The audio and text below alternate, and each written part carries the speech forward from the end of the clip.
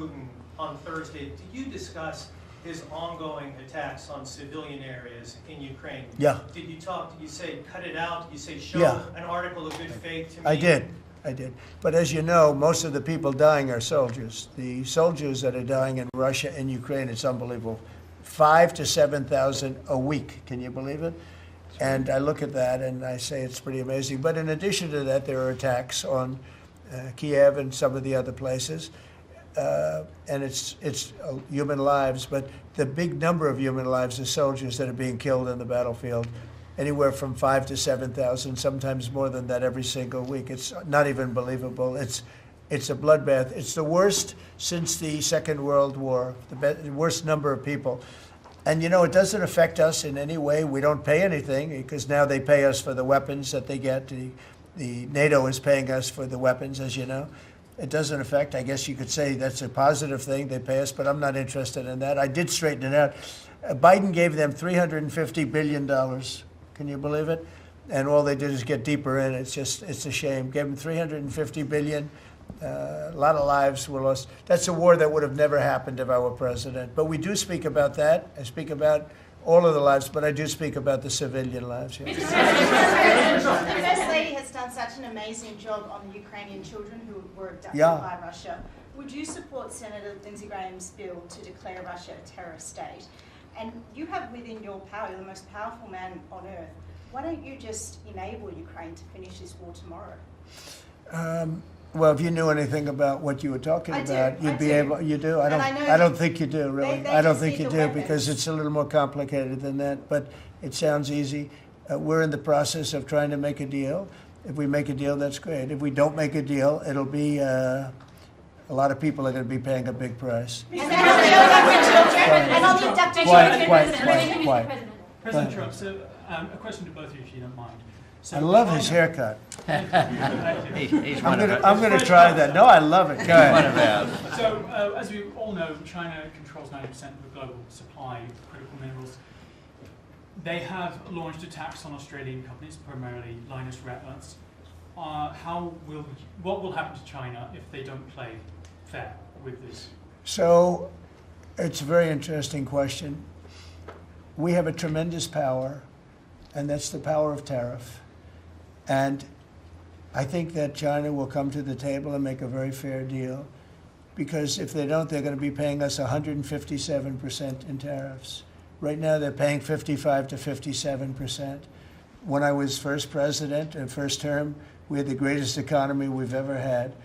And as you know, people don't write too much about it, but China paid us hundreds of billions of dollars worth of money for tariffs. Biden left it, but he didn't enforce it. He gave exceptions to almost everything. And so he left the tariffs, but he didn't really collect the numbers that he should have collected, and because he didn't know what the hell he was doing. So now the tariffs are much higher in China than they were before, and they're high on other countries depending on whether or not we like that country or we get along, and that's for national security purposes. So I made deals with Japan, I made deals with the European Union, or the whole of Europe practically, but the European Union, made deals with a lot of different people. We have a very fair deal for, I will say, Australia's paying a low number. They do have, I'll change it, we have a little bit of an advantage on that one. I told you, the advantage we have is airplanes. We sell a lot of airplanes to them and they need them. It's a very vibrant place and people go in and out, and I look forward to going there myself. And I think it's unlikely I'll be taking a ship. That's a long journey. That's a long but China has treated us with great respect. Now, in the past, they didn't treat other presidents with great respect. They would take hundreds of billions and even trillions of dollars out of the country, and they would spend it and build their military. Now they're treating us with great respect. Now, we'll see what happens. I said, if we don't make a deal, I'm putting on an additional 100% on November 1st. I think we'll make a deal. They threatened us with rare earths, and I threatened them with tariffs, but I could also threaten them with many other things, like airplanes. You know about airplanes, because they can't get parts for their airplanes. We build their airplanes. We do a great job. They're largely Boeings. and we could stop the parts. We did stop the parts, actually, when they did the initial threat. That's a big, they closed down over 400 of their airplanes. But we don't want to do that. But we have a much simpler thing. If we don't make a deal, we'll charge them a very substantial tariff. And they'll be paying us hundreds of billions of dollars a year, which they're basically paying right now.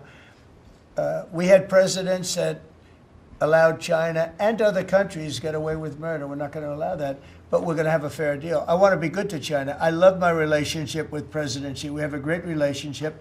I believe after we leave South Korea, we'll be there together. We thought that would be a good place to meet, and we're going to be meeting. I'll be in Malaysia, I'll be in Japan, I'll be in a couple of others. We'll be sort of doing a little bit of a tour. I've been invited to go to China, and I'll be doing that sometime fairly early next year. We have it sort of set. But I think we're going to have a very good relationship with China. And again, they will threaten us with rare earths. I don't think they're threatening us too much right now. But they could do that, but I threaten them with something I think is much more powerful, and that's tariffs. Because at a certain point, they will not be able to do any business with us. At a certain point, if they pay enough tariffs, it's almost like saying, we don't want to do business with you, but it's probably nicer. Saying you're going to pay 158, 157% tariff is a nicer way of saying that we don't want to do business with you. And if they don't do business with us, I think China's in big trouble, I'll be honest with you. I think China is, I don't know that they even make it. I really do. I believe that they're in big trouble. And I don't want them to be in big trouble. I want them to do great. I want them to thrive. But we have to thrive together. It's a two-way street. I think when we finish our meetings, and it's going to be a big deal. Look, I'm meeting with a lot of other countries, but this seems to be the one that people are very interested in. I think when we finish our meetings in South Korea, China and I will have a really fair and really great trade deal together. I want them to buy soybeans. They stopped buying our soybeans because they thought that was punishment. And it is punishment to our farmers, but we're not going to allow that to happen because I made a great trade deal with China, a $50 billion trade deal, and they were great about it. They were doing everything that they were supposed to do. And then when Biden came in, you know, I used to call President Xi all the time to say, thank you, or you're not buying enough. In other words, they were supposed to buy. Biden, do you think Biden ever called him? I don't think Biden ever called him. You think Biden lied awake at night thinking about trade with China? He didn't know what he was doing. He was an incompetent president. We had an incompetent president, but you don't have that anymore. So I think we're going to end up having a fantastic deal with China. It's going to be a great trade deal. It's going to be fantastic for both countries. And it's going to be fantastic for the entire world. Thank you very much, everybody. Thank you.